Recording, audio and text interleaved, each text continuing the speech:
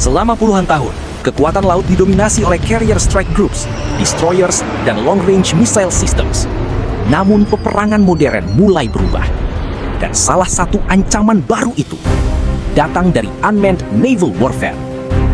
Di Laut Hitam, Unmanned Surface Vehicles atau USV mulai mengubah konsep tradisional naval warfare. Drone laut kecil ini mampu menyerang kapal perang bernilai miliaran dolar dengan biaya yang jauh lebih murah. Cepat, sulit dideteksi, dan dapat dikendalikan dari jarak ratusan kilometer. Konflik Ukraina menjadi salah satu contoh nyata bagaimana satellite communication networks mulai mengubah peperangan laut modern lainnya.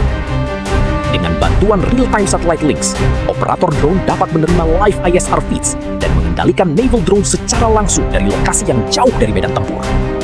Artinya, kapal perang besar kini tidak hanya menghadapi rudal atau torpedo, tetapi juga autonomous systems yang terus terhubung oleh jaringan orbital.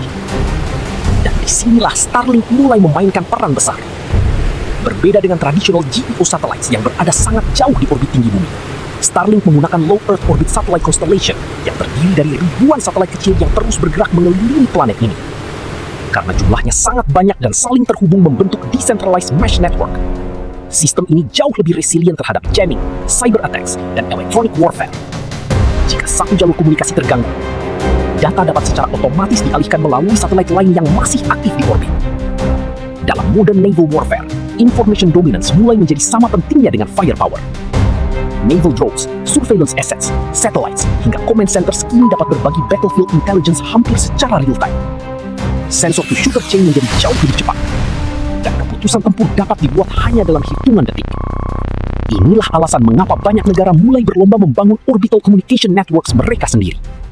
Karena di masa depan, kemenangan mungkin tidak lagi ditentukan oleh kapal terbesar, tetapi oleh siapa yang memiliki network resilience paling kuat.